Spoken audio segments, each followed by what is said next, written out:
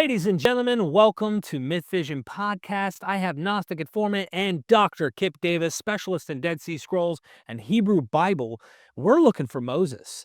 So for those of you who don't know, I did a documentary briefly just to get us in, and then I want you to introduce yourselves and let's have fun in case nobody knows who you are for some weird reason. They live under a rock. I did a documentary.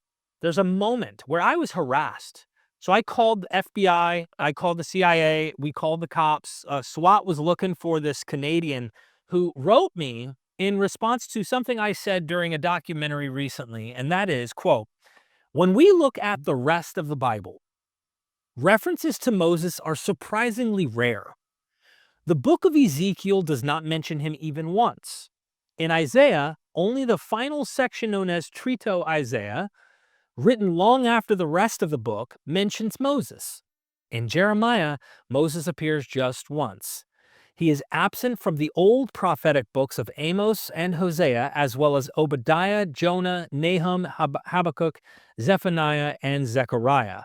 Micah and Malachi have one mention each in passages that are arguably late and perhaps Hellenistic. This harasser who came into my comment messenger, he wanted to take up the challenge of arguably late, okay? I think that was the point. But broadly speaking, I say the earlier the text, the less important Moses seems or is. In the Hellenistic period, we begin to find references to Moses outside the Bible. These references, however, only add to our uncertainty, because if the Pentateuch was well known by that point, we would expect such stories to follow it closely. So, Dr. Kipp Davis, of course, you faced all these charges and got off the hook somehow, and now you're in my kitchen. I've invaded your house. I Oh. feel it's important, and I've got Neil here. You and me have been really making sound, a lot of waves online, with pushing ideas into the Hellenistic era, pushing ideas with Greek concepts and overlaps and stuff, which can get us into trouble for the typical, views of scholarship in Hebrew Bible. We kind of like that, but at the same time, we're not like willing to not hear what critical scholars are saying. So, Kipp, you are taking the position that you think Moses is when? Do you think he existed? Introduce yourself. Right. And Yeah, so I'm Kipp Davis. I'm a specialist in the Dead Sea Scrolls and early Judaism. I'm a scholar of the Hebrew Bible. I have a YouTube channel. I do some courses, yada, yada, yada. So in when I understand the Hebrew Bible is a collection of uh, ancient Hebrew literature. It's amalgamated and it's put together and it's redacted and it gets really, really complicated, especially when you get into the period after, following the Persian period into the Hellenistic and the Hasmonean period, because people are still working with these texts. They're still writing and rewriting these texts. I think that it's around the 3rd century the first time you actually start to get some of these texts being put together in groups, in collections. When I talk about the Torah, I'm, thinking broadly about this collection of 5 books that I think actually starts to emerge around this time. But prior to that, we have texts that stretch back to the exile. We've got texts embedded within the Hebrew scriptures that stretch back to the time of Josiah, to the time of Hezekiah, maybe even as far back as the formative years of the 2 kingdoms, the kingdom in Israel and the kingdom in Judah. The 9th, maybe even the 10th century. Some of this stuff is really, really difficult to date and to pinpoint. But scholars have managed to construct models about the origins of the Hebrew Bible, in large part on the basis of how the texts seem to be interacting with the political history of what that we know of the period, aligning it with bits and pieces that we're digging out of the ground that archaeologists are discovering and dating to the various periods, and also on the basis of the use of language and comparing that to the meager epigraphic finds that we have in the Levant, also to some of the other texts Moabite, Amorite texts that we're discovering, in the area as well. So if I may just, so that people who are viewing us can capture, I think they watched my documentary, but maybe some of them haven't watched me and Neil's spiel. I want to pitch what our contention is and then allow you to give your best, I guess, argument in why you would push Moses further back. Okay. Our problem, and this is as non-experts, but speaking to certain experts who would agree with us, and then certain ones who wouldn't, like you, would probably have a different historiological take. Our problem in our minds as lay people is you have Elephantine, you have Babylonian, the Yehud or Yehuda in Babylon, you have Judea, even you have Jerusalem, writings in Jerusalem.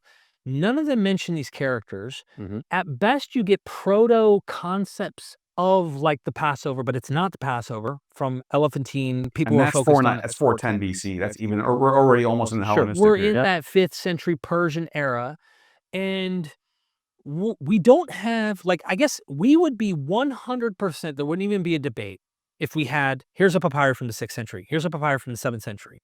So in our minds, when we heard the models coming out of Jonathan Adler's archaeological stance, and then Gad Barnea with his critical stances, and then of course we listen to Russell Gamirkan's ideas to consider what he's saying. The philosophical angles, how Platonism and Zoroastrianism are on the rise in this period. All this Monism. making us think like, okay, there's this really Yahwistic centric, almost a form of monotheism, even though that's anachronistic in terms of that strict definition we know comes later.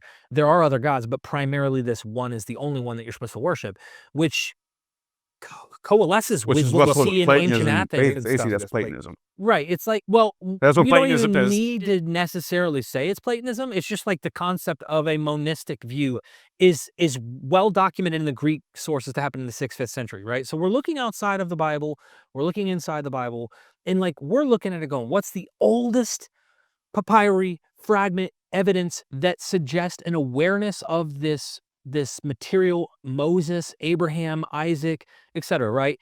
The characters that we find. And what I hear scholars say that think this stuff's later is that for centuries in a private enclave, a small fringe sect of priests or whatever, they like kept this alive for century after century after century, and no one else knew about it. Do you want to tell them what our nickname is for this? What is it? The Moses of the Gaps. Oh, yeah. So we think there's this like... There's kind of a Moses of the Gaps. But it's not that it's not possible, or not that it's not even a plausible position. Plausible. It's just beyond possible. I think it's plausible. Yeah, I think it's plausible. Yeah. The only pushback we're giving is like, can we make sense of this data without needing it to be pre-exile? Can Moses be a post-exile completely invented character? And that's to kind of paint the picture we're trying to do. And you mentioned Elephantine off the rip. That to me is the biggest one for me. Right. Because we have a huge sample size to look at. Thousands of texts, little fragments, little inscriptions, papyri. And we can see what their culture is about. We can see the gods that they're polytheist. Polytheistic. They're not Yahwist only. But they do have Yahweh, Yahoo, Yes, Yahoo, or whatever you want to. And Yahweh is their supreme. It's their highest. So there are Yahwist Jews, and they're giving us their ideas. They're writing different hymns and what looks like to be something like a psalm, but just a different kind, just their own. And there's just no knowledge of Moses, no knowledge of Noah, no knowledge of Abraham, no knowledge of the Torah. They're eating pork. They're doing all the opposite things of what the Torah prescribes. And I think that to me is like, it's you could say it's an argument from silence, but it's a big one because it's so much sample to look at and go, right. If this was their religious, if they came from this place where the religious culture was this, you would expect to at least find something like that. Okay, so I'm going to be pitching this over to you to kind of put the bow on it. Is we see evidence, and the evidence doesn't suggest awareness of the laws, Torah, especially by the common folk. Even Jonathan Adler is now, since publishing that book that he wrote, now starting to look at the literary and go, I'm not so sure this stuff. He's even been questioning like you brought up earlier, he's began to start going, how can we know that Josiah's reforms is not literary? Like, how can we That's what know I've always for a thought, fact? even though I can't But analyze he's it. just asking other academics on Twitter, right? And I'll let him have a conversation down the road to deal with that. the question we're having is like, when evidence doesn't show up in the actual epigraphic, archaeological papyri, animal skins, you name it, and we think when we know outside of the Bible there's mentions we can anchor it in, how do you get back, like, any confidence? How do you get back from the Hellenistic period where we know it's showing up and the formation of Jews as a religion, as a nation, is actually starting to happen? Like, there's this real, the Hasmoneans, the national identity, and Judaism, as Jonathan Adler talks about, is practiced now widely. How can you get back when you don't have that evidence that's concretely in your mind to 7th, 8th, even potentially, like you said, 9th, 10th? Sure. To us, it just seems like speculation of like linguistic. Yeah, and now let's be clear here. Yeah, it's very much speculative. Right. There's no question about that. a science, right? Yeah, yes, I think I think that's fair, but not let's not just throw it all out because it's not groundless speculation. Right. Sure. I think is there's the way to we agree there. to say that. Now, in terms of Elephantine, I'm just thinking off the top of my head, let's look at this from maybe a different angle. So prior to 1947, prior to the discovery of the Dead Sea Scrolls, what did we know about the Essenes? Just from Josephus. Josephus, That's it. Philo. And Philo, yeah. Nothing about them from the New Testament at all. Which is why people thought the Christians might have been them, because the groups Because they're only right? dissing the Sadducees and the Pharisees Exactly, and saying, right? yeah, makes Yeah. sense. Now I'll go a step further here. What we know about the Essenes from Philo and from Josephus, they get some things right in the broad strokes. One of the things they do not talk about in any of their writings is how pivotal a figure Enoch was, or Levi was, to the writers and the collectors of the Dead Sea Scrolls. And we never would have known any of that prior to the discovery of the actual manuscripts themselves, Right. which illustrate to us just how pivotal these figures were, how great they loomed in the imagination of this little sect. And I only bring this up as a way to say this is a possible way to explain how things can slip through the gaps that we wouldn't even notice. And this is why I'm hesitant to just dismiss right away and say Elephantine doesn't seem to know about the Torah or the festivals or the Exodus story or the Moses or Moses. I'm hesitant to just say let's throw it all out.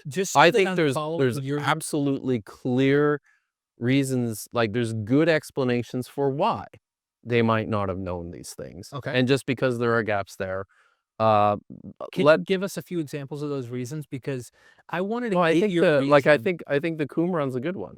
Well, I guess what I'm saying is so Qumran is later. Yeah. This particular sect, right? We have their text. We do now. We know now, like all the skepticism about. Imagine we pretended that Enoch didn't have this, or we were like, man, Enoch was invented later. We found the Dead Sea Scrolls, and we're able to anchor it now and go, hold on, there's really this important figure. I guess what I'm getting at is, while there could have been a Moses tradition, and it was just not in Elephantine, Yeah. it was not in Judea, at least as far as any evidence is remaining, or in Babylon, none of them show awareness of it. The question I have is, doesn't that make us have caution on supposing that he actually did exist back then, though? Until we have the evidence, shouldn't we be like, maybe this guy didn't actually exist? Yes, and I would say, in my opinion, I think scholars tend to be pretty cautious when it comes to these texts in terms of positing what we can and can't know. Right. But there's one of the pushbacks I get in the social media sphere frequently is that, well, you can't, because something happens to be in the Bible, it can't be used as a source for history dating back to the pre-exilic period.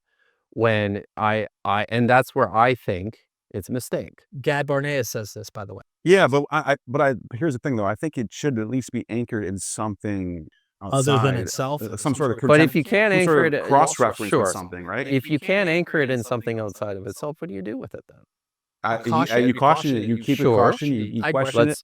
Let's be cautious about that, and yeah. let's continue to Can ask I questions. didn't understand what you meant about Qumran. I'm trying to follow along. Sorry, maybe I didn't say it clearly. How does, because you said Qumran explains Elephantine. I'm trying to understand No, what you what meant by I'm that. saying, is, I think I tried to use Qumran as an example of Fringe a sect.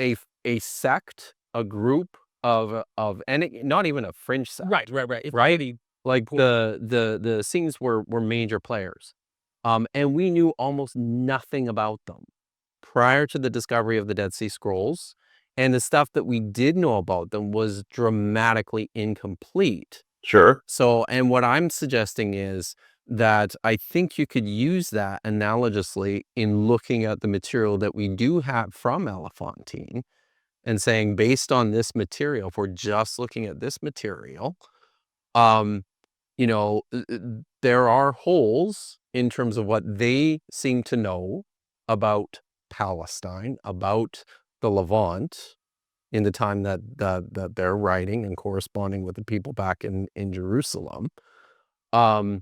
So there, you know, and shoot, I'm not feel like saying. I get where you're going with this, No. but Let me make it really simple for you. Before we talked about 1947, right? We had this much we knew about. In fact, we could have pulled the Enoch of the gaps kind of argument and been like, dude, there was Enoch before Josephus. He's saying now look at the evidence we have discovered, but we didn't have that evidence. So if you and me existed in 1920 doing what we're doing with Moses, we would be Enoch of the gaps argument and saying Josephus invented Enoch, or unless we had some other external source to kind of prove it. But now that we have the Dead Sea Scrolls, we can anchor him back further, centuries further. My response to that would be, I mean, that's fine, but you can't just use that as like a pass. He's not. I get what you're saying though. Yeah, he's just trying to use it as an analogy to say, in his mind, and he's going to use his argumentation, which is going to be an internal one, I think, based on biblical literature. Because there is a lot of stuff, right? So you can admit that. Sorry, I'm like wanting the viewer to know that if you're wrong about your internal argumentations, linguistics, and stuff about the Bible, then technically, maybe he was invented later. You're not closed off to that being the case. Possible. Yeah. Dude, we're dealing with very nuanced people here. And the problem here is that all the evidence is, as you would say, internal. Right. Because it happened to be preserved in the Bible, this collection of scripture that we know of, it becomes problematic, right? But by the same token, I think there's excellent reasons to think that a lot of this stuff can be traced back to generations prior to that. And I think maybe the biggest problem from a Moses and the Exodus and the Pentateuch were all invented in the Hellenistic period approach to this stuff is the source critical arguments. Mm-hmm. Because when it comes to the source critical arguments, it's a very different proposition to say that all of these individual sources and competing sources about these traditions developed in the Hellenistic period quite rapidly, and then were like smashed together. Do you see what I'm saying? Well, I actually do, like, if you ask me what my thoughts were, just my opinions on these texts, I actually think most of the Hebrew scrolls were written before the Hellenistic period, somewhere in the Persian period, and then put together in the Hellenistic period in the form we have it. So independent traditions, or not independent traditions, but competing just individual scrolls, probably different authors on who wrote certain texts in the Persian period. I think that's when I think most of it gets written down in Hebrew. And I think that after the Torah is translated into Greek, then you start getting this other tradition, Alexandria, and they're making, my only, this is the hard part I have. And you could be right that Moses traditions float back to the even possibly pre-exilic. I'm not closed off to that. I am so cautious. I'm more on the give me the evidence until I believe it, because, and it can't be internal for me, because the struggle I have, bro, and you know this, is that these rolling, I'm gonna call them rolling texts in a way, while they're written oracles by prophets and stuff, like we give examples of Malachi, Micah, Jeremiah 15:1, all of these prophets that mention him. Like, I can get scholars on your end that'll go, I think this is pre-exilic or even exilic, meaning during Babylon. That's what I think. Okay, Yeah. well, there's some that say it's post-exilic, and those are the ones who say Persian. I think most of it probably is, but they look rolling at text adding is in. big because let's just get this out the way. Isn't it true that basically every text in the Old Testament has some form of redaction in the Hellenistic period? Yes. So in a way, they're all rolling text. Yes. But the problem here is that there are elements within the individual texts themselves that are very difficult to just isolate in the Hellenistic period. And let's talk about a couple. Let's do that. And I think too, a couple that the vast majority, the overwhelming majority of scholars would say are very ancient, as in not just pre-exilic, but like pre-Josianic. So like mid Iron Age or early to mid Iron Age kind of stuff. That's the case. So because real quick before you start, I don't want to cut you off. Homer, you could say that about Homer. There's multiple papers written by classicists that talk about sections of the Iliad that look like they were handed down from some sort of Bronze Age bard. Right. Oh yeah, right. It's only mentioning bronze weapons, no iron weapons. It's mentioning helmets that we only find in archaeological digs from the late Bronze Age. But that's because real tradition did that's make what, that's what religious traditions are doing. That is what's happening in the Bible too, though. Nobody's find that doubting. in India too. Old traditions being passed down, and then they're found into later hell. We all agree, we're not minimalists. We all agree that there is a long, deep tradition that is a continuity since Garrett. I mean, you got literally the ball cycle shows up in a way in the Bible in many ways. So, but we don't date on what's getting passed down. We date the last redaction. Right. It's difficult to work backwards when the hands that have possibly tampered with this unless stuff. It's a small redaction. Or I'm saying, like, if you had a giant redaction been done at the 300 BC, you're going to date it. Yeah, that's a new text. But that's why his point is, and I'm sure you're going to bring up Song of the Sea and Song of Deborah. Let's start there. Yeah. So far and away, the vast majority of scholars will look to a text like the Song of the Sea, which is in Exodus chapter 15, and say this is, I think a lot of scholars will say it's the oldest text, the oldest surviving text of the Hebrew Bible. It gets dated. I've seen it dated all the way back to the 12th century BCE. I think that's way too early. I think this is comfortably a 9th century BCE text. And one of the reasons I think that is because it reflects what we do see of the social political situation within the Levant and by the way, real quick, just about Finkelstein in his book, is it the Quest for the Historical Israel, says that's when writing in Israel begins. It's 8th century BCE. So there's going to be something at that point in time, and it could be what you're saying. Absolutely. So let's. I'm just going to read it here. Shameless plug. I'm writing a book. I've been translating literally dozens and dozens of texts from the Hebrew Bible. So I have my own translation here of the Song of the Sea that I'm going to read. So, and because I did it, it's totally right. It's infallible. This is the way that it should be. Perfect. Should be right. All right. I will sing to Yahweh because he is most exalted. Horse and rider he has hurled into Hayam, that is into the sea. Yah. Which is the name of a god, by the way. Yeah, absolutely. Yah is my strength and my might. He is my deliverance. This is my God, and I will glorify him. The God of my father, and I will exalt him. Yahweh is a man of war. His name is Yahweh. The chariots of Pharaoh and his army he is cast into the sea. The best of his officers have sunk in the Yam Suf. This is oftentimes translated as the Red Sea or the Sea of Reeds. It's fun to talk about that. I don't know if we'll have time to do that, but he goes on to say, Tehomot has covered him. That's the deeps. These are what I think are like the chaotic, frothing deep sea monsters that you see in some of the creation traditions in Genesis chapter 1 and some of the Psalms. They went down in the depths like a stone. Your right hand, Yahweh, glorious in strength. Your right hand, Yahweh, shatters the enemy. In your great boasting, you will annihilate those who rise up against you. You send forth your fury. It consumes them like straw. At the blast of your nose, the waters piled up. The flood stood up like a wall. The Tehemot froze in the heart of the sea. The enemy said, I will pursue, I will overtake, I will divide spoil. My life shall have its fill of them. I will bear my sword. My hand shall drive them out. You will blow with your wind. The sea covers him. They sank like lead in the majestic waters. Who is like you among the gods, Yahweh? Who is like you, glorious in holiness, terrified by achievements, working wonders? You put out your right hand. Earth has swallowed him. You lead by your graciousness the people whom you have reclaimed. In your strength, you escort him to your holy pasture. The peoples here, they tremble. Agony grips the residents of Philistia. Now are the chiefs of Edom horrified.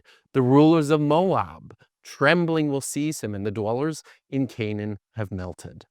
Terror and dread are falling upon him. Dread by your strong arm, they are still a stone. Until your people advance, Yahweh, until the people advance, those whom you acquired, you will bring him and plant him on the mountain of your heritage, the place you made your abode, Yahweh, the sanctuary, my Lord, which your hands established. Yahweh, you will reign forever and ever.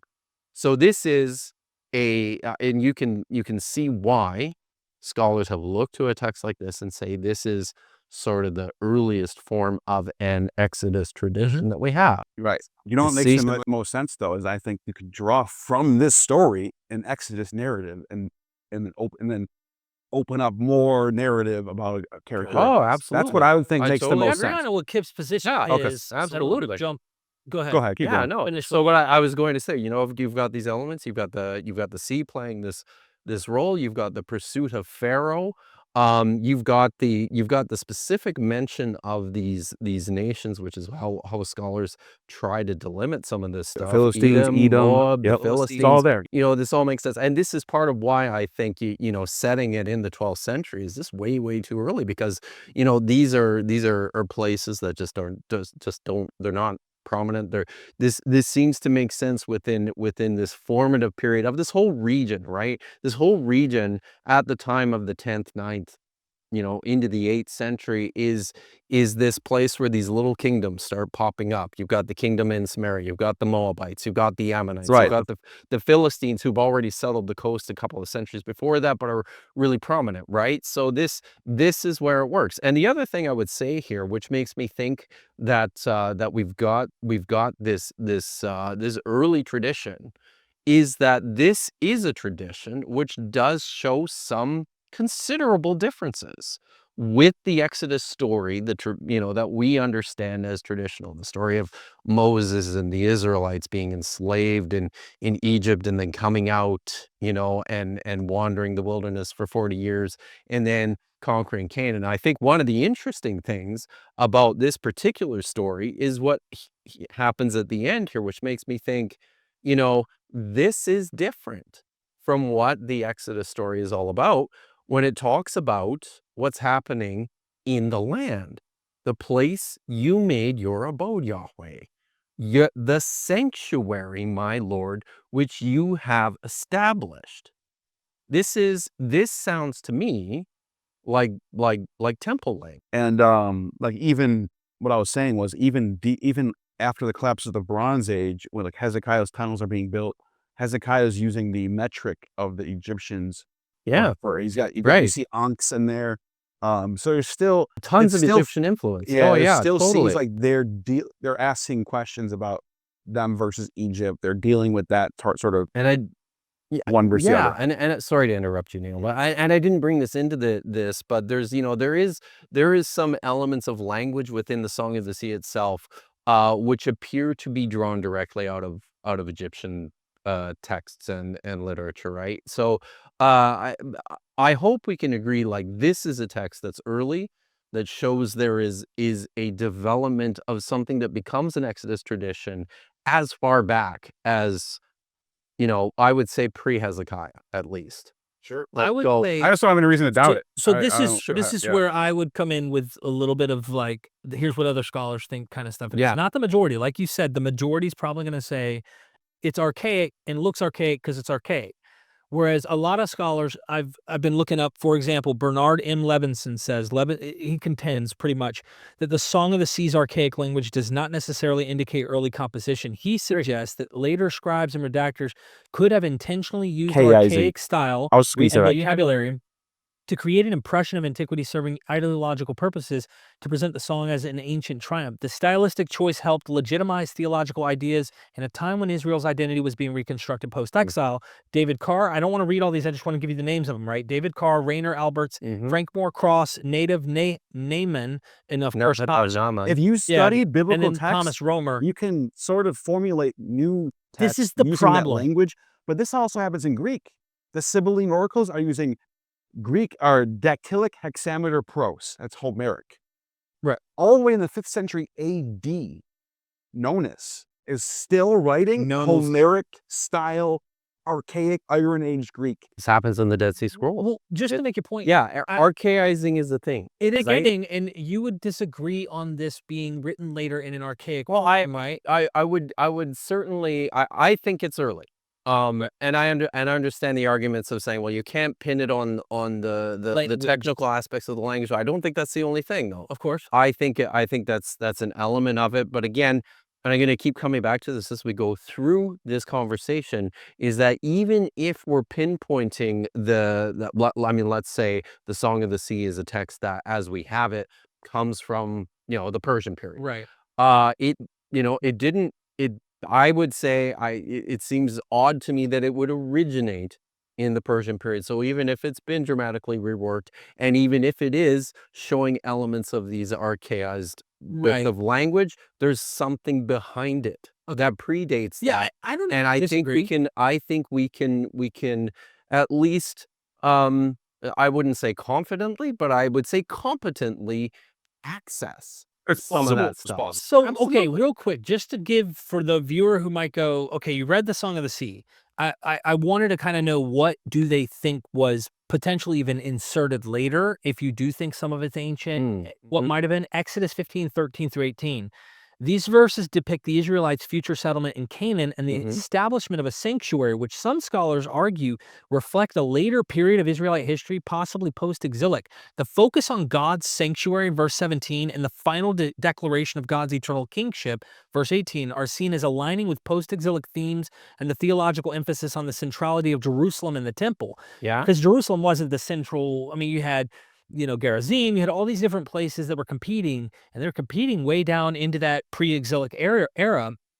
And so a lot of them think, just like Jeremiah 15:1, that this mention of Moses is a post-exile insertion to kind of unify under a law a nation of people that need to identify in this post-traumatic exile, similar to the motif we see in that Moses tradition that we've had of an Exodus. So I'm not denying that this stuff could go earlier, like you said. I just pause on our confidence of being able to reconstruct or even have certainty that that guy named Moses, which I think we're all going to agree at least is like the guy, we could probably say. They Sure. credit him for writing the Torah. That's what they say. Yeah. But is an Exodus, this is Kipp's point, is there an Exodus of Israelites, or some at least narrative of an Exodus playing a role earlier? I'm not closed off to that at all. I'm not closed off to Moses being earlier either, but I'm saying, like, I'm pretty strongly leaning into that, hey, maybe this guy's invented I'm not even later. closed off to the idea that the Hyksos explosion has some influence over No doubt. how they write their stories, and it might be some sort of because Josephus still knows about the Hyksos in his time, so they know who the Hyksos are. They have histories, they have texts, they know their They're stuff. Asiatics. And let's be clear here. I am not saying that this is a reflection of actual events. Yeah. I'm just trying to figure out where this literature fits best, Right. and what it seems to be reflecting, socially, historically, economically.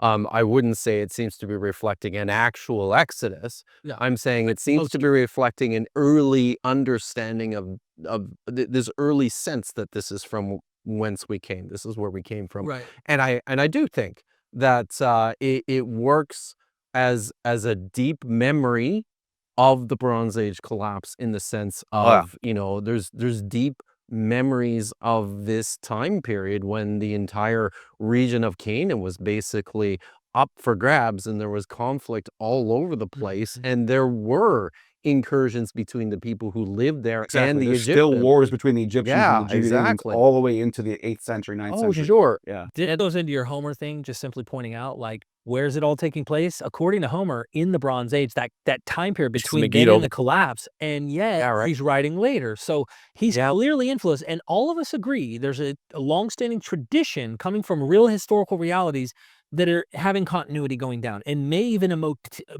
motif of Exodus, or many motifs of Exoduses, for all we know. I don't know, because now they're in this nation in Assyria, and they're being scattered. Okay, now they're in Babylon, they're exiled again, and then it's another. And as I mentioned before we started recording, there was this Hellenistic tradition. It shows up as a fragment in a few sources. Tacitus is one of them, where they talks about them being under the reign of King Bocchus, Pharaoh, which is the 8th century BC. Right. And in that story, you get Moses taking the Israelites into the desert because the oracle of Ammon told Bocchus to kick them out because they were the reason why there's famine and disease, because they're not like the way they're worshiping. It can't be their a gods. biased account, by It's the way. completely biased. And so they get kicked out, and after 7 days of roaming, a pack of wild asses takes on the water, all this stuff, right? That one gives you a date and a pharaoh, and it's 8th century. So that's another tradition. Yes. It's another Exodus tradition. Sure. Right. Yeah. But I mean, let's get back to, and I'll bring in the second text here that I really like to draw on in this discussion. Let's talk about the actual Moses, because that's one thing. In the Song of the Sea, you've got some echoes of what I think is an early Exodus tradition of some sort. There's no Moses in there, right? So that always brings me to Hosea chapter 12, which is a really, really interesting text, because what's happening here. Hosea is dated to the 8th century or 7th century? 9th or 8th. 9th. So wow. It's quite early, but mostly 8th. Okay. I think mostly 8th. And one of the reasons scholars think that is because Hosea is promoting this very, very strong anti-Sumerian polemic that seems to not know about the destruction of whether it be Sennacherib or Samaritan? The Assyrians. Sumerian. The Assyrian. The Assyrian conquest of 722. Most of Hosea seems to be unaware of that, and seems to be centered on this strong northern polemic against the northern kingdom. And there's a lot of stuff in here that Hosea himself seems to be unaware of with regards to the Deuteronomistic theology and some of these things that scholars will date later than that. So it seems to be a fairly early text. Once again, Hosea 12 is really interesting, because what he's doing is he's delivering a set of oracles against the northern kingdom, and he is juxtaposing these, what I would see as competing traditions of origins, sort of pitting them against one another, and seems to be suggesting that one of these comes out of the northern kingdom, Samaria, Israel. The other one is more strongly Jerusalem, Judean. So I'll just read this here, and you'll hear a little bit of what I'm talking about. Ephraim encircles me with a lie, and with deceit, the house of Israel. But Judah still roams about with El, with the Kiddoshim. These are probably divine beings of some sort. He remains faithful. Ephraim shepherds the wind and pursues after the east wind. Every day he is multiplying falsehood and violence. Now they cut a covenant with Assyria. Now oil is carried off to Egypt. Yahweh petitioned against Judah and punished Judah for his conduct. By his deeds he repaid him. In the womb he clutched the heel of his brother. By his strength he fought against the gods. Does that sound familiar? Mhm. He fought with an angel and he prevailed. The other wept and bestowed favor on him. Bethel, the place he would find him. Jacob. Right. There he would speak with him. But Yahweh, the God of Sabaoth, Yahweh, God of Sabaoth is commonly translated as the Lord of hosts, Lord of God, hosts. the God of armies. Sorry, where was I? Yahweh, the God of Sabaoth. Yahweh is his memory. So you must return to your God. Keep faith and justice. Set your hope continuously on your God. Canaan has in his hand false balances. He loves to extort. So Ephraim has said, yes, I am rich. I have sought power for myself. All of my property they cannot hold against me for wrongdoing, which is sin. I, Yahweh, am your God, ever since the land of Egypt. I will settle you once again in tents, as in the days of old, when I spoke to prophets, when I increased visions, parables by the hand of prophets. But in Gilead is iniquity. They are utterly worthless. In Gilgal they sacrifice bulls. So their altars are like heaps on the ridges of the field. Jacob fled to the field of Aram. Israel slaved for a woman. For a woman he kept sheep. By a prophet, Yahweh brought Israel up from Egypt. By a prophet, he was kept. Ephraim has provoked fury. His blood is cast down upon him, and his Lord will turn to shame against him. So when I read something like this, you can see the interaction, right, between these traditions about Jacob, right? There's no Abraham or Isaac in this reconstruction, because those are quite a bit later. Right. But I think it seems to be a fairly incomplete and a bit of a scattered, what we would consider a scattered collection of these Jacob traditions. But then there's juxtaposed against that, you got these traditions of this group of people coming out of Egypt, this association with the word of prophets, and in particular, something that I find quite interesting in this is the mention of the fact that they were led out of Egypt by a prophet, Right. an unnamed prophet. Right. Now, if this is stuff that is being redacted and being invented and massaged in a post-exilic period, when these, when Moses is and the Exodus story is starting to coalesce, it does strike me as odd that you would leave this as an anonymous figure from the distant past, and again, in a tradition which sounds like the Exodus that we know, but not quite Right. the Exodus we know. And actually, I did hesitate to mention this, but I'll bring in one more here, and this is the reason I hesitate to mention this is because this is people. This is contested. So just ignore everything I'm going to say, but I'm gonna say it anyways. It's fun, right? You guys are familiar with the Kuntul Rajrud inscriptions from the 8th century. One of the plaster inscriptions, numbered 4.3, extremely fragmentary, very difficult to read. What's that? It says Yahweh in his No, Ezra. that one's really nice and clear. Isn't that the Kundal Ajra? Oh yeah, there's there's lots of different Okay. ones. All right. This is a plaster inscription.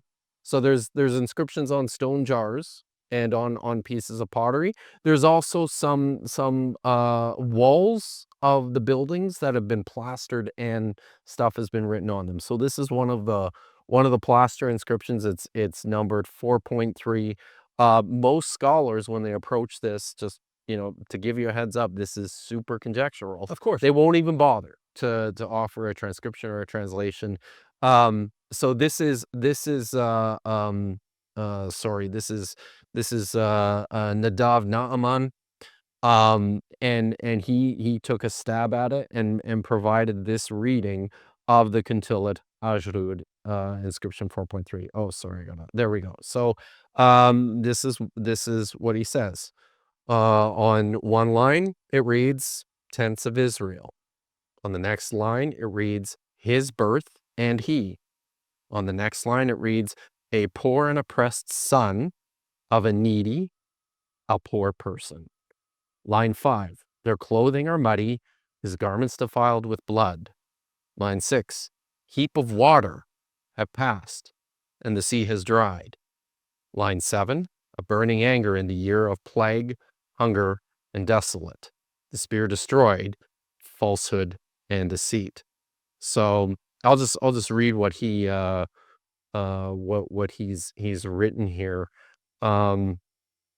The story here, he says, is possibly an early version of the Exodus story. And if this is so, it has far-reaching ramifications for the discussion of the development of historiography in the First Temple period. The text is too fragmentary to verify this conjecture, but its attendant far-reaching conclusions, and its intended far-reaching conclusions. If it is, as I've tentatively suggested, the story shows marked differences compared to the canonical biblical story, confirming the assumption of scholars that biblical traditions developed gradually over many years. It suggests that the 8th century North Israelite story of the Exodus was developed and theologized in the Kingdom of Judah, and its early form composed and recorded in writing in the 7th century BCE. So and again, super fragmentary. Could be a proto-Exodus. But if that's possible, yeah. If that's highly that would be conjectural. that'd be something that we can anchor our text to and say, look, So that would help out. But I want to get back to Hosea for 1 second, though, Sure. just to Just to make make more way- like my comment, right? I'm Mhm. thinking, okay, so I was just looking up just to get an idea if there are any scholars who think that some of it feels like it's post-exilic. Of course, you're going to find there are scholars that go, what? When you brought up that the mysterious prophet's not named, it didn't name Jacob either, did it? No. Okay, so Jacob's just not sounds mentioned, like the Jacob story. right? So they're hinting at it, but they're not saying it. And I guess this is all subjective of how we interpret this and how we go, well, this seems like it's an early indication, Or they could have reinterpreted that story onto Jacob. well, I don't know. I mean, I don't know what the answer is. I guess what I'm getting at is like, this is a softer science approach to try and say, I think there's an older version of Moses that may be floating around. And that could be the case. My only thing, and I think me and Neil are already kind of screwed in this mindset, is that whether you call it screwed or not, you might think it's screwed. We tend to think like, give us the external to the Bible. We don't have evidence. Well, if that what you just read though does turn out to be this proto, That would be one. then it wouldn't necessarily be Moses necessarily, but it would be, here's this like Exodus tradition, right? That goes It's more, back. it would give us something to It's go on. something. I do tend, even if there's no evidence, right? Here I Yeah. am, even if there's no external evidence, I tend to think that an Exodus tradition, it just like there's the proto Passover tradition that we have in Elephantine, there's evidence of a tradition where they're doing something that's a proto Passover. It's not Passover yet. It's a form of a tradition that is related to it. This is Gat's going to be talking about this in an interview with me coming up, where he's like, man, I read this stuff. Some scholars go so far as to say it is Passover. And he's like, it's No, he not isn't. Passover. It is, yeah. So, right. So, Yeah. but it still tells me, like, they're not ex nihilo 4th century inventing everything. No. And that's kind of the minimalist camp, right? We're trying to, we don't want to strawman them either, because I don't want to say that that's all. Like I said, I think these traditions start in the Persian period at some point. Right. Yeah. That's what I think. All of them? Well, not everything, but I think most of these texts are starting to get written at that So time. the stories we have, Yes. he's saying, and you wonder, I'm curious. I wish we had a time machine because we wouldn't even be talking about this. I know. I have an answer. Yeah. Is there redactors fudging Well, with let me this say something stuff? about that real quick. Go ahead. because Yeah. Once you have these texts, these prophets, and they're together and they're trying to be uniform, they're trying to make there be some sort of, it's like the redactors are trying to unify these texts in certain ways. Yeah. And we know this is happening into the Hellenistic period. Yes. I don't know if it's safe to use these texts as something we can anchor. Like, for example, let's use Hosea, for example. Or no, Micah's the one that mentions Moses, right? Yeah. Yeah. Micah. Or Malachi. Oh, maybe we should talk about that next. If there was Go a ahead. guy, yeah, you could respond to what I'm about to say. If there was a guy named Micah who wrote about Moses in the 8th or 7th, what is it, 7th, 8th? Well, so in terms of Micah, I think most scholars would agree that that chapters 6 through 8 are not written by Micah ben Mordeshat or Micah from Mordeshat, right? So this is everyone seems to recognize that this is a later accretion. Right. Right. So that's what I mean. Mhm. Is like, But that's where when we're Moses appears in that one. Yeah. It just, to But- me, it appears to me, like I said, just some amateur guy just looking at Mhm. this and taking in all these scholars' opinions and trying to make sense of it all. It seems to me like we have kind of tampered evidence in a way. We do. Where You're we're- right. If we're gonna date Moses, I mean, okay, how do I want to say this? Moses shows up in these prophets that are supposedly 7th, 8th century BCE, but we don't actually have the original form of those texts. Right. True. And then you look at I have two questions. Who are the prophets writing to? Yeah. I mean, are they writing to everybody, the average farmer, the guys in the market, or is it just a little circle of priesthoods? And then it's like, if that's the case, then why are they prescribing laws in these texts? Why are they talking about the average people in a lot of ways? It seems like a lot of that stuff that seems to be later, where people are paying attention to these texts. And so me personally, I'm looking at, okay, is Moses showing up in any sources, not just Elephantine, anywhere, Judea, Babylon, wherever, and trying to use that as something to compare dating these prophets to, instead of taking the prophets that are all sort of packaged together in the Hellenistic period. They call it the Octateuch, I think. Let's when you take the Pentateuch and add it with the I'm sorry, That's that's the not- mega. that's- So that's the 12. You're talking about. yes, the 12.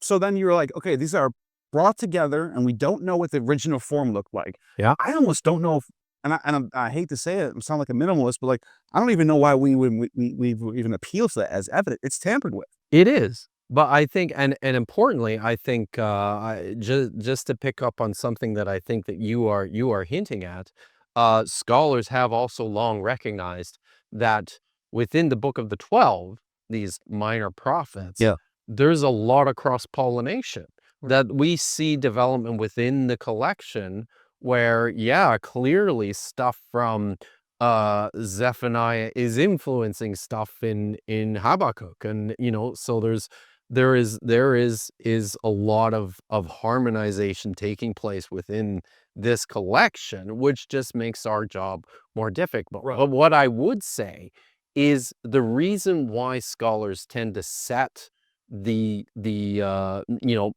that Micaiah was writing or his prophecies stem from this period is because the socioeconomic situations that he's addressing appear to align with what's going on in the pre-Josiah kingdom. So it's yes, you're right. It's soft, but it's something, and I would say that it makes a lot more sense to set some of this literature, which is talking about, which is freaking out about what's going on in the northern kingdom, and oh my With God, the the Assyrians. Yeah. It makes much more sense to say, this is reflective of stuff that people were actually freaking out about in the moment this was happening, than this is just stuff that And just in case anyone's picked up wondering, in the Persian period. just in case anyone's wondering, the Assyrians were replaced by the Neo-Babylonians in the end of the 7th century. And I think it's like 605, something like that. So it had to, if you were right, I'm just pointing this out for the people who don't know. Okay. If he's right, it would have to be before 600 BC Right. that this is written. Definitely. So it had to be 7 to 8. So this is what I feel, this tension, right, of Yeah. how we're going to assess this from more of a science, harder science, archaeology, epigraphy and stuff, which you'd love to have. And with what we're left with, which is the softer approach of speculation based upon using the best subjective interpretations of the data for each scholar to try and analyze this. There's this wrestle going on between, was it all this or was it all that? And I don't think it needs to be either or, but I sympathize with what Neil and Gad is trying to present and saying, like, look, there's obviously a rolling theme of tradition and storytelling, and maybe there's original oracles. What if the character Moses, back to the guy, right, that we're dealing with, what if he represents as a symbol of something post-exilic that roots itself in an ancient Exodus motif that is found because Bronze Age, Hyksos, whatnot, who knows, whatever the example might be, and he becomes a symbol later. I guess we'd shut up about this whole thing if we had any hard evidence that predated the period. And the reason why is shows because up. it kind of becomes circular. We don't know who the prophets are writing to. We don't know what the original text looked like. All we know is we have a text. We know it was, he shows up there, redacted. Right. That's like, we all agree there. There's a text and it's redacted and it's all the way in the Hellenistic And this period. is what Gad said to me on the phone, Neil, just to compliment what you're saying. Yeah. He said, look, man, I prefer the hard evidence before I have any confidence or Everybody does. Right. Everybody, right? That's why I brought the But Homer. Well, I'll he's- get into the Homer When thing. I told him that this guy harassed me and I had to call FBI, CIA, and all of I had to call the U.S. government, man. The Army Special Forces were coming and everything. I called him off. It's all okay. But what happened is Gad said, listen, what's going to happen? And he told me this. He predicted it. Now, he's a prophet. He wrote in the 8th century BCE named Gad Barnea. But I'm kidding. Gad said this. He said, I'm going to tell you what's going to happen. You're going to deal with source criticism, and it's going to be a circle jerk back and forth on this scholar said this, and he said it's going to never end. No one's ever going to have anything like that can concretely do anything that you're going to have a solid. Yeah, I don't care about he said he should. Well, no, I'm just telling you what the phone conversation was to simply say that he's like, you'll never win the argument because it's this. It's too malleable. Let me finish back this and point, forth. though. Let me finish this point. It becomes circular because even if we all agreed there was a guy named Micah who lived in the 700s, and then we find Moses in his text, it's like, okay, Moses existed in this period because Micah said so, and therefore the Exodus had to have been a story from this period because it's in Micah. And it's like Micah's here because this person said so, or this Hosea, person's here, Hosea, or whatever. the Song of the Sea, or Exodus. Right. I was going to say. And what I'm saying is the only physical, not even physical, but the only like very much attested versions of these stories that we have is in the Hellenistic period. Right. Let me bring in Homer for example. This is perfect timing. Right. If we contrast that with Homer is dated to the end of the 9th century BCE, early 8th century, right? Some people date Homer to 750 BC. Let's go with that. There is fragments from one of his students named Artinus of Miletus, who wrote between 775 BCE and 741 BCE. He lost the original, but he's heavily cited. Big web of texts that are mentioning this guy, and he writes the sack of Troy, Ethiopia. He writes about an ally named Memnon who fled the Trojan War, like Aeneas. Agamemnon. And it's almost like no, his name is Memnon. But I'm just saying, There's root. But he goes down to Ethiopia the same way that Aeneas goes to Italy. It's almost like another version of that. It's from Ethiopia. So his works preserved in fragments. And is this on stone or is this? It's written about. It's cited by Hecataeus of Miletus, Herodotus, all these other historians. So century and a half, 2 centuries later. Right. There is some gaps. Okay. But it's not like 400-year gaps. We're not talking about 800 to 300. We're talking about like 150 years, something like that. Okay. Between when we think he existed, people start mentioning him. Okay. So there's a little bit of a gap there, right? Okay. You also have Heraclitus in the 6th century BCE saying that Homer's book should be burned. He hates Homer. So you have mention of Homer there. Hecataeus of Miletus, 6th century BC, cites that Homer all throughout his works. He's just constantly what we're talking about. Thucydides cites Homer. Thales, 7th century BCE, philosopher. He's challenging Homer's metaphysics and it's mentioned in Homer quite often. Herodotus mentions Homer a lot. He opens up his whole book 1, just gets right into Homer. Okay.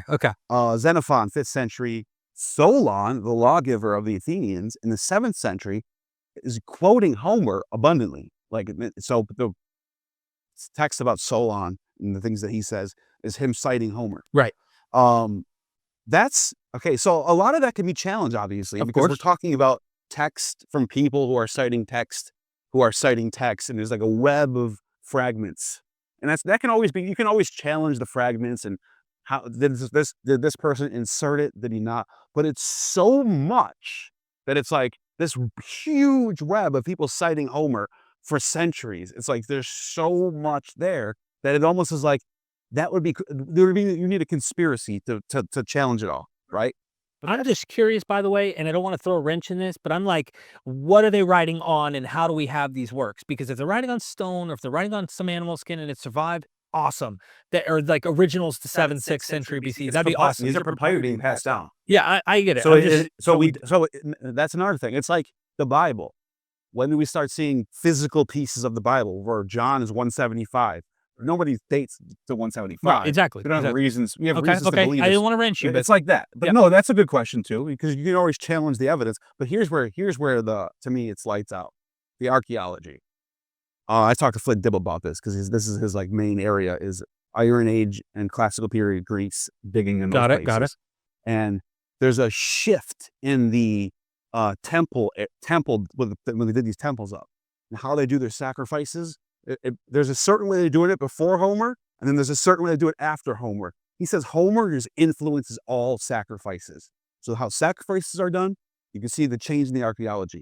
It's a big trigger happening. Okay. Also, we have physical remains of pottery with scenes of Homer on it. The temples have scenes of Homer on it, and Odysseus is on the scenes on the walls of some of these 7th, 6th century, 5th century BCE temples. There is a cup of Nestor, and Nestor is a character from Homer, and it says, "This is the cup of Nestor. Whoever drinks this cup, Aphrodite will love you." And it's like, first question might be, how do we know that's the Nestor from Homer? Well, when Nestor is introduced in Homer, he's introduced as Nestor, the man with the magical cup. Yeah. Can we get that cup? I need it. It's in the museum right now. Right. So that's 720. That's the age of 720 Your point BC. is that archaeology and the textual data backs up this anchoring Homer's writings in the 8th century. Yeah. We don't need to doubt that he wrote around that period in the 8th century. The evidence is clearly, your point, not that good when it comes to Bible. Invading if these we prophets. contrast it. Now, I will say this, No though. question. Yeah. This is a fair point, though, that you probably would say this, or maybe I would agree with this, that the Greeks are the ones preserving these texts later on in the Byzantine period and even before that in the Hellenistic period. It's a lot easier to preserve Greek texts than it would be to preserve ancient Hebrew texts from Israel. So maybe that might have something to do with it. And I'm just letting people know I do realize that's the case in some of this, but it's a lot. I think this, and I mean that's amazing. Yeah, if your point is that this literature of Homer is much more strongly anchored than anything from the Hebrew Bible, yeah, absolutely. I would also say though that never mind Moses, we don't have almost anything from the Iron Age in terms of Hebrew literature. It's really meager. It's scant. I would like to bring up Balaam for a second, but We're getting into that. I was going to ask That's one of them. Yeah. Let me Right? ask you this. So far in this discussion with us, Yes. because you're a scholar and I think we're like mini scholars, but I don't want to call myself a scholar. I'm just like, we're like really, really avid researchers who love learning what scholars say, and doing our own little interpretations of the data. Based on what you've heard so far, do you think we are being too skeptical on at least Moses? Because we're not saying there couldn't be some motifs of Exodus, but as far as Moses as a character goes, is it wrong in your view of us to assume this guy may have actually been an invented person in the 4th century BCE as a character? The name, the person, the guy, Moses. In your I get it. Right. Is I guess the way I would say it. And one of the things I think that is important to point out is the work of people like, let's go back to Philip R. Davies and Peter Lemke and Thomas. and Thomas Thompson and the Copenhagen School, and then I would throw out Gad and Jonathan and some of the work that they're continuing to do now. Let's be clear, like these are providing really valuable, important critiques on the work that biblical scholars are doing. Right. And I look at this stuff and say, it's setting critical controls on the work that we do to ensure that some of these ideas that we're promoting out of just working with the material that we have do require, a step back. Right. Let's think about how rigorous we actually are doing the work that we're doing. So I appreciate that. I didn't answer your question. No, but it gives you. but you kinda That's a did. big point, though. It gives us a bar on the one side. That's Yeah. like, this is the bar. This is the farthest we can go on doubting and being minimalist. Right. Boom. That's it. Yeah. And it's useful. It's just useful. my It's point, useful to yeah, right? measure yourself to that bar. Yeah. Yeah, I like absolutely. But you said you get it. That was your answer. I totally get it. Get it. You don't personally draw the conclusion, but you understand No. why we are cautious, even though we're not like saying there wasn't possibly a Moses, but I'm not holding my breath, as Yeah. my documentary says, unless we find evidence to go, Sure. okay, well, now I changed my view. I get of that. Yeah. But now in my pushback, I would say, as an historian of the period, I don't have the benefit of the source material that there is for working with Iron Age Greece. Right. It's just not there, but I have to do something with what I've got. And I don't see the way, I think I just continue to maintain that positing these totally realistic, plausible models of what we're seeing in the archaeology from the period in a massive vacuum of epigraphic evidence continues to make sense of an Exodus story, or even the creation of a Moses figure, within the 8th, 7th century. And again, within the ways in which scholars have handled the source material, because I think that's one of the important points, and one of the things that's become, I think, relatively new within the last 20, 15 years, is how closely these particular Moses traditions can be isolated from a lot of the other material in the Pentateuch, right? And can be aligned with what looks like a group of people that has closer ties to Egypt than those who have, more indigenous Canaanite roots. I think that's important data, right? Because it's plays a part in your interpretation. certainly it does, and it's stuff that we continue to have to work. I had this random hypothesis. I don't even know it's kind of like a weird theory that I came up with recently. That you have this community in Elephantine, and it almost sounds like and this is just a complete hypothetical. I'm just throwing this out there. I don't even know how you can test this, but you had this community in Elephantine, and then you, all of a sudden, post-exile, they come back from Babylon. It would make sense to write a story about getting people from Egypt to come back to Jerusalem by making some Exodus story. It sounds like it could be propaganda towards the people in Elephantine in a way. Yeah, But that's completely hypothetical. So, real quick, I want to You think get. that's somewhat possible, or what? I mean, is it possible? Yeah, I'm sure it's possible. I just thought about that one time. Yeah. It just came in my head. This brings us full circle, and before we get to Balaam, as we exit Moses, because I think it's worth bringing up as you're dating Balaam back here. I don't think any of us are going to disagree, by the way, on this. The evidence is there. And we are not in opposition to evidence. We want to align ourselves with it. Is this. People just watched us just do a little wrestling match, and like why scholars think that we go back before the time we're trying to posit that maybe Moses might have been invented, 4th century, 300s BCE. So even some scholars argue the Hecateus of Abdera thing may not even be that, and it might be Because second. that's late 5th century. What? Hecateus of Abdera. Late 5th century. The earliest writing of Moses. Yeah. So the earliest we have is the Hellenistic period, pretty much, is what I'm saying. Oh, I'm sorry. Yeah, late 4th century. Of mentioning Moses. Yeah. So I'm saying if you grant that earliest source there that's external to the Bible, that's the latest. But you said 3rd century. Yeah. The guy's there, and we all agree at that period, unless you say Jonathan says that account could be pseudo, and it might even be pushed to the 3rd or whatever century BCE. The point is we all agree. Well, it's like it's very comparable to that one character that I mentioned who said he was a student of, because we lost his original works and it's fragmented. Right. But it gives us something to start with. I'll be honest. Like when I look at Hecateus of Abdera, it kind of that's sort of my thing. When I looked at that, I'm like, wow, that actually looks like he's pulling some of this stuff out of the Song of the Sea. Okay, got it. Right? Got it. So, okay, I'm going to put the pressure on Kipp for a second here because it's important that he gives his point of view. Because someone might go, okay, Kipp, you keep pushing back. Damn it. Why not put Moses in the 12th, 13th century as a historical guy who existed? You sound like you believe the guy existed, Kipp. So we need to give you the opportunity to explain why you don't think this guy existed. And it's important, since we gave a positive kind of position as to why we think he was invented in the 4th century. Right. What is the best hypothesis in your point of view that you think he was invented in the 7th and 8th? Was he invented? Did he exist? And why not put him in the 12th century?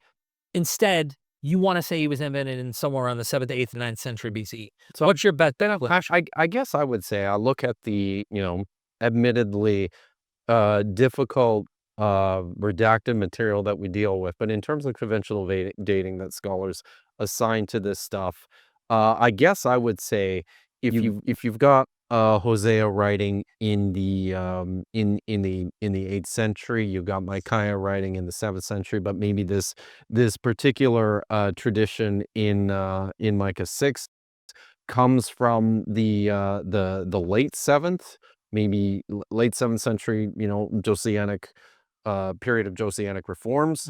And you've got Jeremiah writing in the early sorry, is it early? I have to, in the early 6th century, right around the time of the fall of Jerusalem, and these data points seem to sort of congregate in this period, right? 8th, 7th, 6th century. You've got the Deuteronomistic material, which seems to coalesce in this 7th, 6th century. You've got these law codes, which appear to owe some of their origins in structure and meaning to the Neo-Assyrian literature from the 8th, 7th, 6th centuries. I would just say simply, there seems to be a lot going on in this particular period. I agree with that. And also Gmerkin, who the second peer-reviewed book, Plato and the Hebrew Bible, points out that there's an 85% overlap in some of the law codes in Deuteronomy with Athenian laws. Sure. But the Athenian laws also have overlap with the Assyrians from the Iron Age, the 600s. So it seems to be, a lot of that stuff seems to be the law of the land in general of that period. Okay. The eye for an eye, tooth for a tooth. That was, Greeks practiced that too. You're talking this could potentially anchor the law codes to 7th, 8th, 6th century. And I think even, I don't Socrates challenged it, like Jesus does. Jesus says, as in the days of old, an eye for an eye. Socrates has a famous phrase where he challenges the eye for an eye, tooth for a tooth narrative. So that was sort of the law of the land in the ancient world. I don't know the Greek. I don't know the Greek legal material well enough, but one of the things that scholars pretty universally when approaching Deuteronomy continue to point to is even just the structural makeup of the material. A lot of the terminology and the language that's used is directly reflective of what we see in the law codes of Sennacherib and Esarhaddon and these figures, these very powerful rulers of the Neo-Assyrian Empire. So I would say there seems to be there seems to be a period of coalescence of a lot of these things sort of working together. It seems like this is a solid period in which you can certainly put this. I would say this. I would posit this as a terminus ad quo. The point at which you really shouldn't or can't really get further back than that. Okay. Like it's now why in terms of whether there was a guy, an historical figure, or what do I think about him? I just don't know. And I don't think anybody does, and I don't think there's any way to know, especially given the material that we have now, because all of it, no matter where you date it, is just way too late. Right. It's I tend to think that there is a tradition of migration that contributes to the national ethos of Iron Age Israel, of pre-exilic Israel, right? And I think this is, but it's not the only, it's not the only myth. There's combinations of various origins myth. There's, we have elements. We know these people were Canaanites. Yeah. They weren't all Canaanites. Within the period of in the transition from the Bronze Age to the Iron Age, there's a lot going on in the Levant. And one of the things that is happening is a ton of migration into the area. And I think this becomes reflected in some of the things that we see in what we would call Moses or Exodus traditions. And I think there's room there. And again, this is certainly not something I'm hanging my hat on at all. But I'm hesitant to say that Moses was just a completely made up person. I think I'm open to the possibility that there was a guy who led a movement of people into the land of Canaan in the face of Egyptian opposition.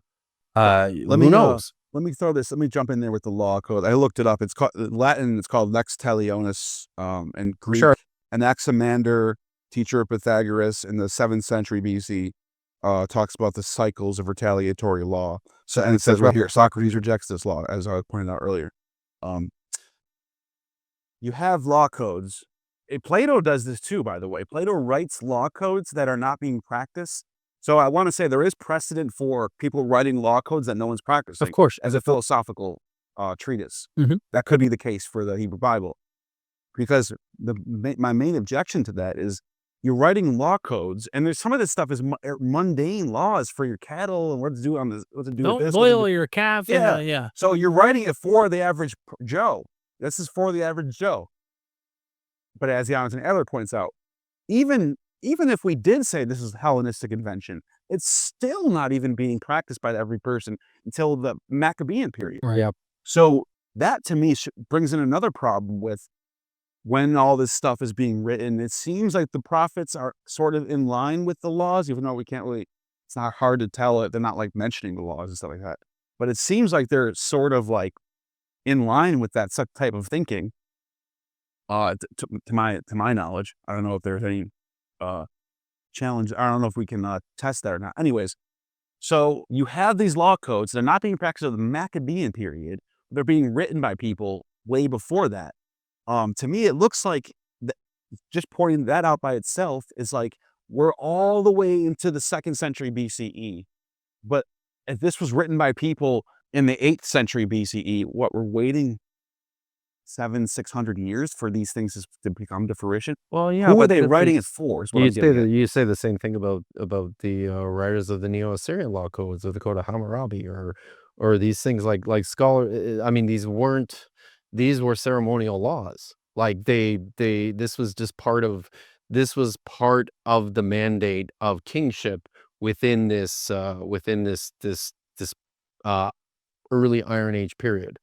And yeah, most scholars, I think, would agree that the actual function of these laws, even back then and all over the place, was, it was not, that was not really the point, so much as it was to promote the ideal of the king as a purveyor of justice. I'm so great at this justice thing that look at this collection of laws that It's a flex. I've set up. It's It's a flex. So yeah, exactly. back to Moses being a potential historical character, because you said that you're close. I'm open to Not it, close. but I'm not, You're open to there have been a guy sure. who led them out, and you think so. It's a Bronze Age claim. I mean, technically, around the collapse period that Yeah. Moses exists and walks them across into Canaan. I mean, I think that's as early as you go. So But it could be. I would say it's a pre-kingdom's claim. okay, so I guess what I'm getting at is if I were looking like you did with Homer, I'm looking at other characters that are 12th century, Heracles, all these people that come up are mythical. Like they never existed, unless you believe like Euhemerus, and he wants to say, back in the day, the that's gods another thing. I think the Hebrew Bible shows a Euhemerus land. It's an anti. Where it's you're like not a talking about the life demythologized. of the gods. You're talking about the life of prophets and patriarchs. It's more trying to focused on that. demythologize. And a lot of them in a are way. taking on the roles of these Oh, yeah. gods from older texts. Right. Yeah, no question. So I guess what I'm getting at is like, what's more likely in your head that the guy's complete myth, or there was probably a guy? Oh, I don't know. But I mean, I would, Yeah. I just, it's not one of those things that I spend a lot of time Right. because we just don't like, what's to gain from that with the material that we have? I just don't see any value in positing a strong opinion one way or the other. Right. Just because it's just not an accessible idea with what we've got. Do you think, let me posit you, based on what you've been looking in the Greek world, do you think it's more likely Odysseus was a historical guy or completely mythical as part of a narrative? It's hard An to tell. interesting question, I right? think a lot of things written about him were written later if there was a guy, if there really was a guy named Odysseus, but Right. it's hard to tell. So it's almost another Moses-ish thing, right? Yeah. So, I mean, right? Okay.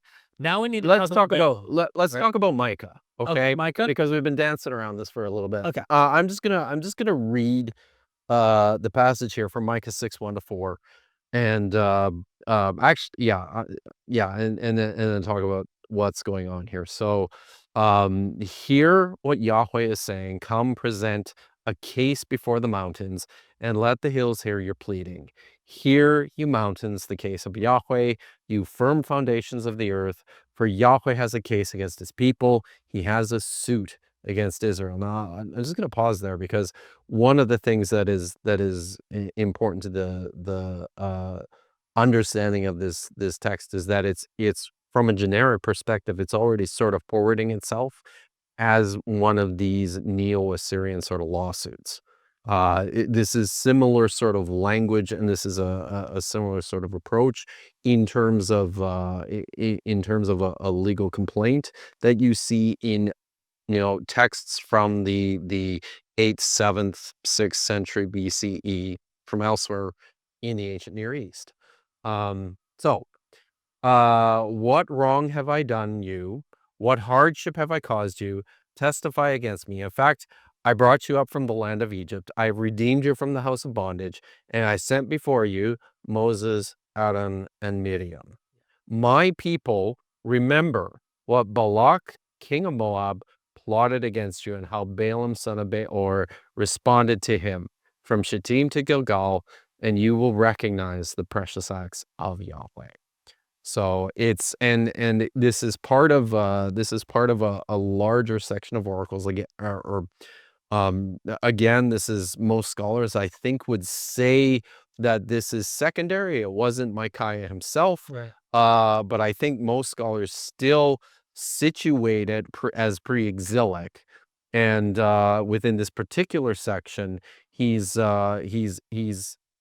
delivering an oracle to the house of Judah based on the memory of what happened to the house of Omri, who was the dynastic founder in the northern kingdom. So he's kind of recalling that, right? What happened in the northern kingdom? Be careful because it could happen to you. So that's the text. I Now, do know I got a list of, I know you've got a list of scholars who say it's Hellenistic or it's not. well, they say it's pre-exilic. post-exilic. Yeah. They don't say Hellenistic. There are a few that are Hellenistic, and then others who say this, it reflects to them post-exilic ideals. And it might be worth reading just a couple specific guys. Sure. We've kind of went over some of this, and we're getting in Micah 6:1-4, as you just read. I think it's important to highlight some of the scholars, or even just, I don't even want to get into all the weeds. We've already covered so much of depth for the viewer themselves to understand that what you see is the early side. What you see is pre-exilic or even exilic, potentially. Some scholars actually look at that same information, data, interpret, and say, actually, this looks to be written post-exilic. And the section 6:1-4, a lot of scholars that I've been looking up think that section, as you pointed out, is an add-on to the original oracles that maybe Micah himself actually wrote. Some other prophet, or in the vein of prophet, potentially under maybe even the lineage of these prophets from Micah, probably though, are adding in the name of. And what they say, for example, Jacob, Jacob Url says in his book, a 2008 book, I'm not going to repeat it because it's in German. The oldest layer of Micah is a collection of oracles he calls the Corpus 1, just Volker.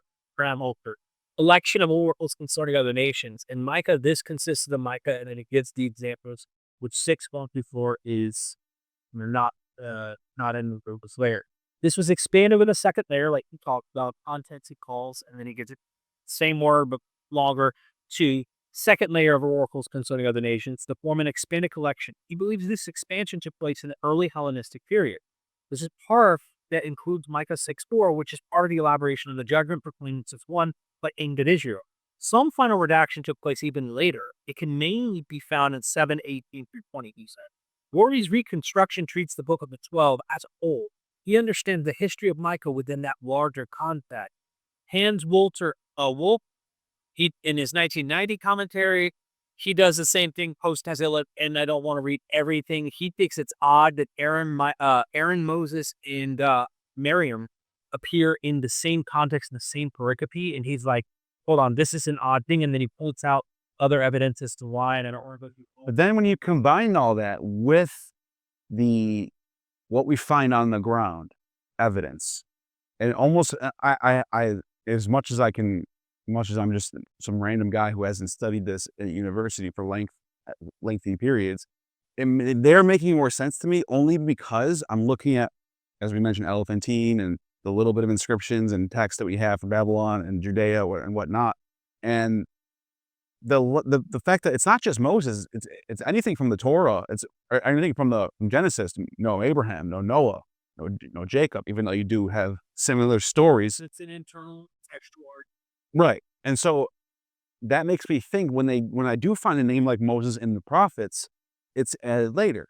And then the other problem I have is if it was mentioned by Micah, if Micah did mention Moses, then I would think you would find a web of people knowing about Moses, because Micah is a literary text or a literary prophet who's preaching to Israel. Yeah. So Leighton earlier did this without epigraphic and archaeologic being brought in. Kipp is suggesting there is this kind of a web act in the sense. There is a web. Jeremiah. Yeah, there's a web. There's a web.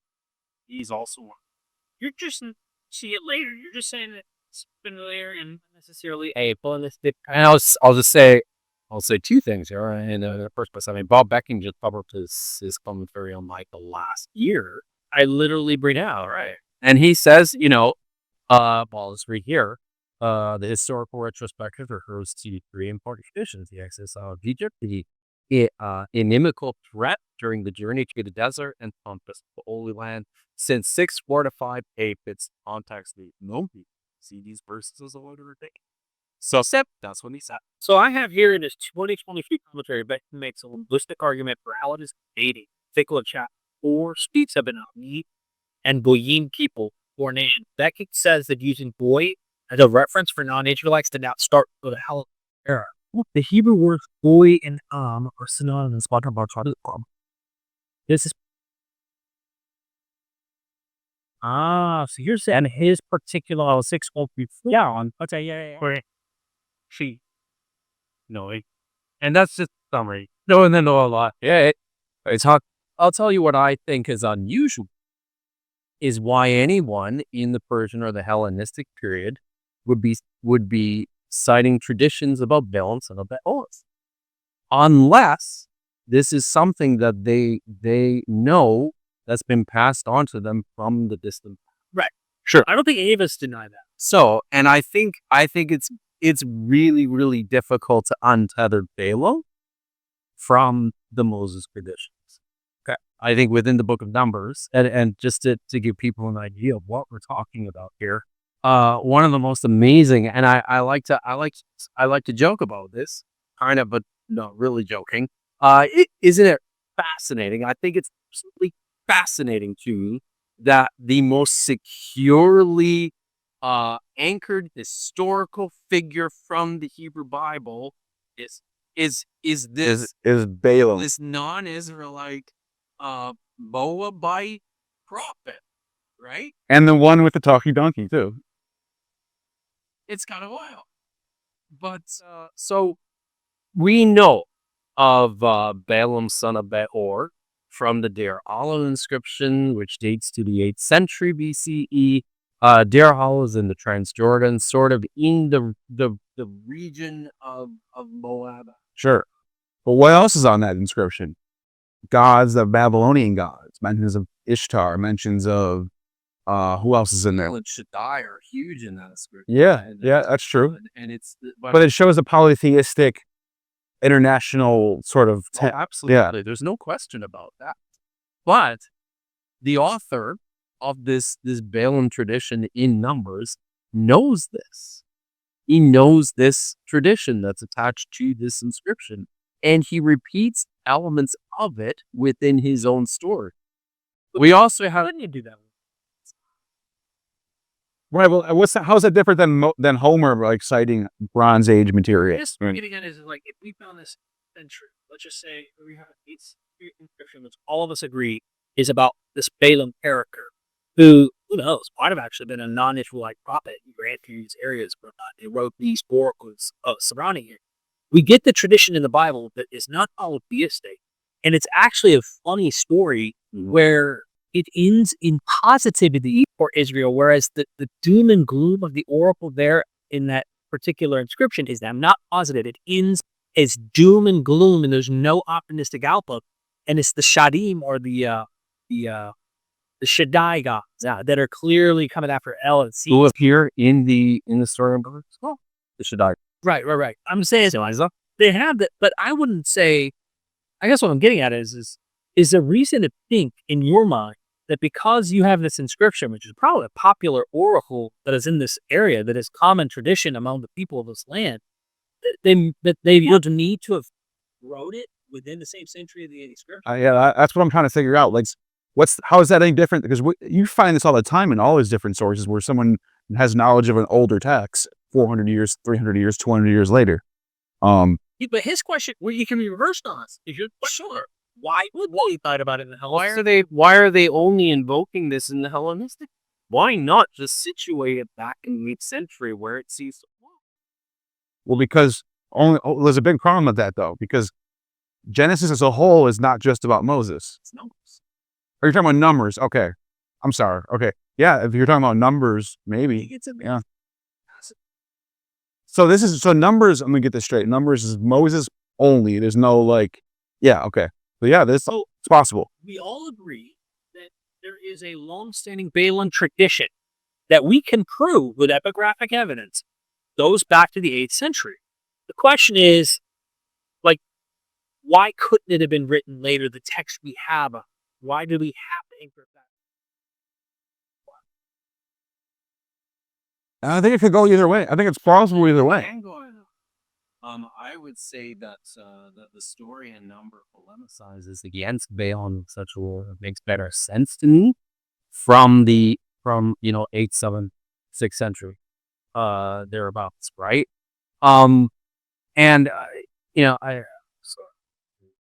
Wouldn't that make sense if you're writing it later and polemicizing an older prophet that is necessarily not part of your newer traditions? Well, you're already doing that.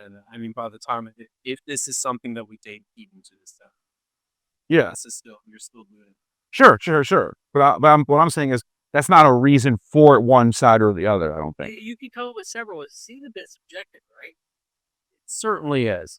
But it's one of those things, again, where, as Bob Becking suggested, there is, I will say, the reasons to exclude this mention from the book of Micah, from the original prophecy of Micah, seem to be centered on the fact that there's mention of Moses, Miriam, and Aaron. Bob Becking's point is there's no reason to do. His point is you can make perfect sense of what's going on in Micah's oral and still posit a situation in the 6th, 7th century. And Bob Becking actually dates this particular text. He thinks this is an app, right? He doesn't think this is 8th century Micah. He thinks he dates it so like the rule of Gnostic. And he actually thinks that Yeah. So he dates to the rule of NASA. He thinks it's just um upon the just sort of prior to the range just forms. Yeah.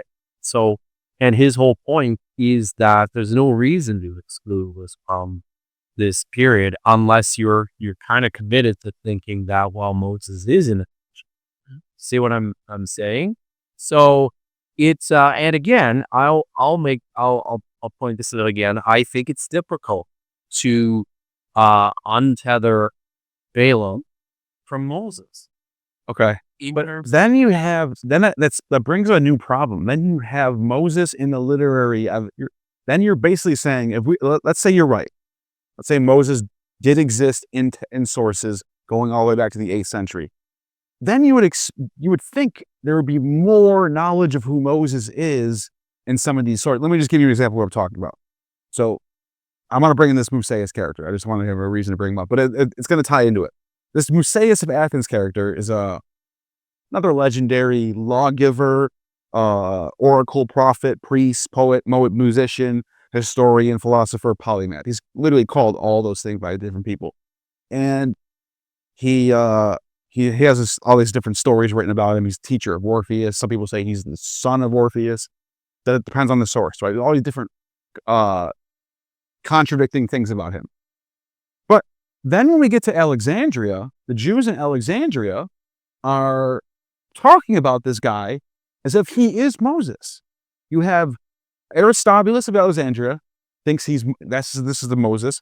Artabanus of Alexandria, Numenius of Epimea, Alexander Polyhistor, and then way later Eusebius even says there are people who think this is Moses.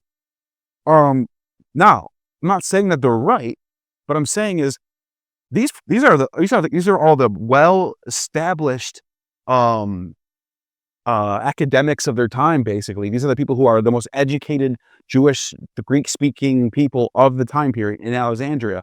If Moses has been around since 800 BCE, how are they getting him? How are they like guessing on who Moses is and trying to conflate him with this Musaeus character? It just seems like they don't know much about him. They're just learning about him. Hecataeus of Abdera, one of the fragments from him, is one of the fragments we get from Josephus, from a letter from Demetrius to the high priest of Jerusalem, where Demetrius was basically saying, "You guys are all great. Your laws are all so holy." And then he cites Hecataeus in this letter. He goes, Hecataeus says, the reason why no one's heard of these people before is because their laws are so holy that it's not for the profane mouths. That indicates to me, now this is only saying, only if Hecataeus is legit. So let's just, for the sake of argument, Hecataeus wrote this. This is a legit fragment. That indicates that people are just finding out about this, the Torah and the law and the laws of Moses for the first time in the Hellenistic period. Then again, it could be just for the Greeks. That's true. But that would mean that Hecataeus is right and that they did have a law code that they're only holding for themselves because they thought they were not for profane mouths. It sounds, but that sounds kind of, I don't know, it's possible. Possibly. Not that they are suggesting that is the reason, but they are suggesting that there's a small way. That's the Moses of the gaps argument that you and I are talking about. So we're kind of saying in the sense that, well, he's not saying it's a gap though. He thinks, I mean, there is still a gap based on when we have the evidence. And when you date. Well, the main reason why I'm bringing this up in the first place is if you have Moses in the prophets already, then how are people learning about him in the 3rd century BC, not getting any of this stuff right and not basically just, it almost seems like, you know how when you read Pliny the Younger, when he's talking about the Christians and he's like calling them Christians and they're like, they barely know who these, you could just tell that they barely know who the Christians are. That's how it seems for these Alexandrian Jews. And I would agree that they seem to not know a lot about. Right. And I think I would respond to that by saying that it's I don't know, I think our expectations of what people should have known tend to be that's fair. Exaggerated. That's fair.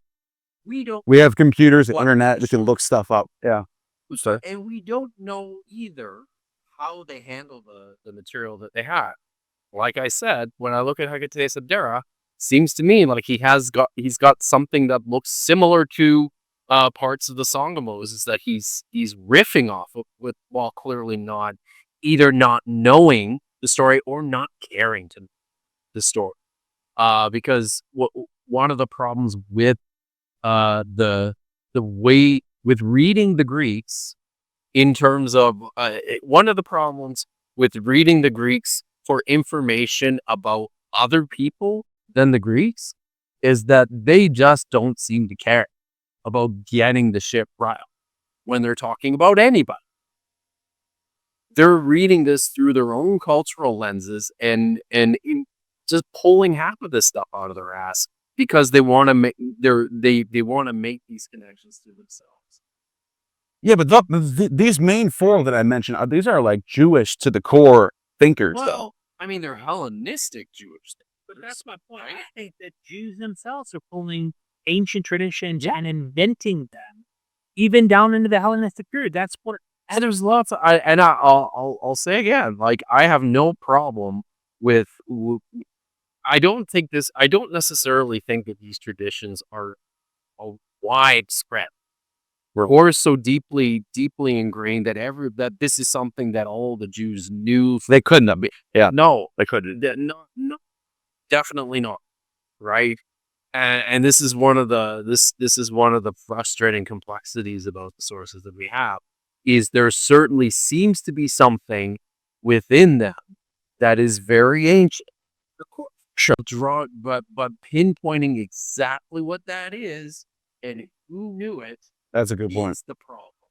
That's where we're that's what we all agree on. That's what we all agree on. What historians are trying to do, and we do so in the absence of the kind of that we wish we for Homer. And on that note, I'll just say, I'm a Christian apologist who only wants to prove to everyone that Moses and Jesus children out of Egypt in the 12th century BCE with miracle. Exactly. We agree. In fact, before we recorded this, that was one of the takeaways Neil was expecting and hoping was going to be the case. Ultimately, we walk away, depending on how you want to use the data and understand this material, that you have your reasons. And if we grant those observations, it makes sense. If you're granting that we are very doubtful of centuries-long absence of epigraphic and archaeological evidence, all that material existing, that it couldn't have been invented during that absence, that dark period of not having any of it, and it might have just been invented just prior to the written evidence we do have versus centuries and centuries earlier. We don't know what the answer is really at the end of the day. But it's interesting to know both positions. That it makes me want to redo another documentary, at least based on this 7th, 8th century idea. And why? What's the best hypothesis for inventing the character that we see as Moses at this period, without necessarily saying a guy with really did actually do it. I agree. And then even though Tacitus is a horrible source, why in this certain time period under this certain pharaoh? Why is that? Maybe he's getting the time period right out of all things, and then getting everything else wrong. We didn't for now, but I mean, right? Like the scholars who will say that within the story is even kernels of some sort of historical memory of conflict with the pharaoh who first mentions the Israelites.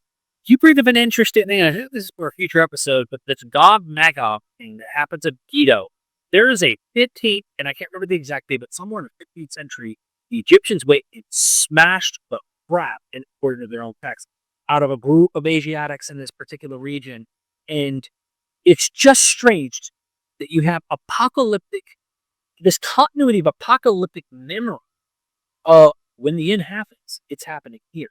And you got it inscribed in ancient Egypt. So I like to try to flex into the ancient world. I'd love to find older stuff, but I'm also very hesitant on So thank you for your time, Kipp.